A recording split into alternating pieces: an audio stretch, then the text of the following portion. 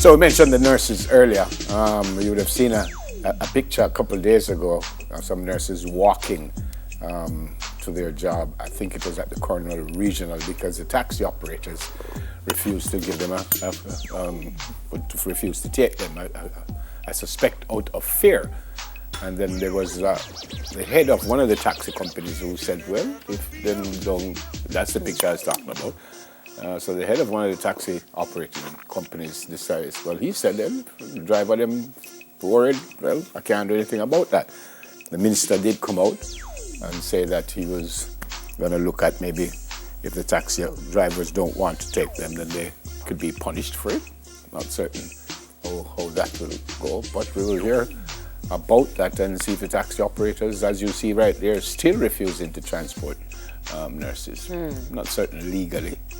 If you can tell a man, well, that's what I'm saying. That's why legally I'm not certain you can. But we need the nurses. We need them at work. Yeah, but then you see the challenges. They're genuinely concerned that which if is the what nurses are on the front right. line of this virus, then they want to protect themselves and their own family. So we understand the fear, the concern, and concern that the taxi drivers have. However, it's now a good opportunity to look at what transportation system can be arranged for the nurses themselves. Well, I heard the minister saying he's going to, I think they've got some buses already, and now some of the nurses are saying they're relying on family members to take them to work, because, boy, and apparently those are some Cuban nurses, I think. Oh, they've reached? Yeah, apparently that particular picture there, I'm told. Okay. So let's see if we could figure that out. But either way, have the nurses arrived? I know they're getting some more, but for some reason I either read or someone told me that picture was of Cuban nurses. I don't know.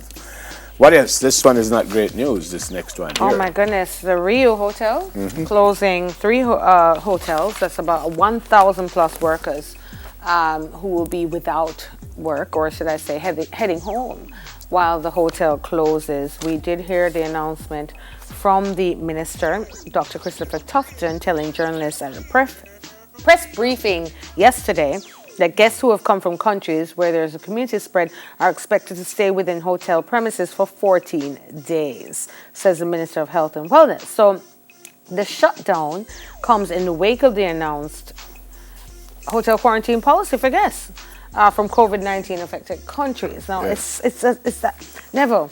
They said the Rio Palace, Jamaica. Yes. Rio Negril. Mobay. Rio Montego Bay. And they said their Trelawney Resort, Royalton White Sands and Royalton Blue Waters,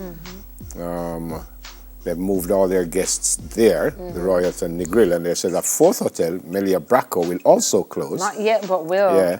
And they say uncertainty also hovers over Ibero Star, which is expected to close one of its 3 hotels by the end of the week. Royal Decameron said it would not accept any new reservations for stays between March 20 and May 31.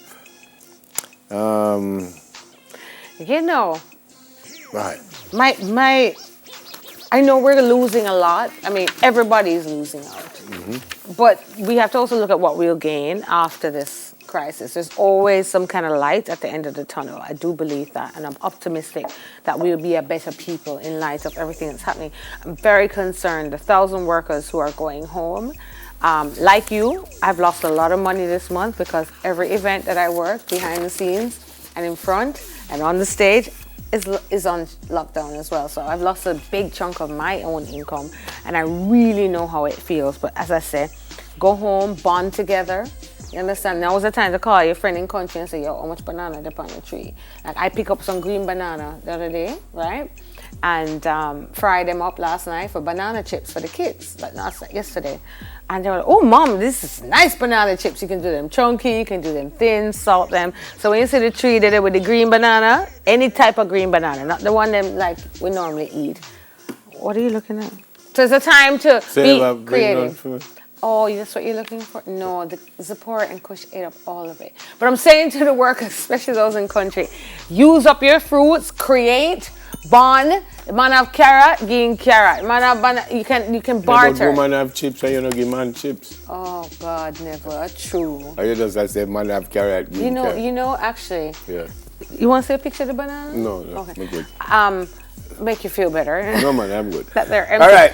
So the bowl is empty. However, I can fry up some today. Please. And deliver it. Please. To you. You want me to send some? Yeah. Okay. Tastes good?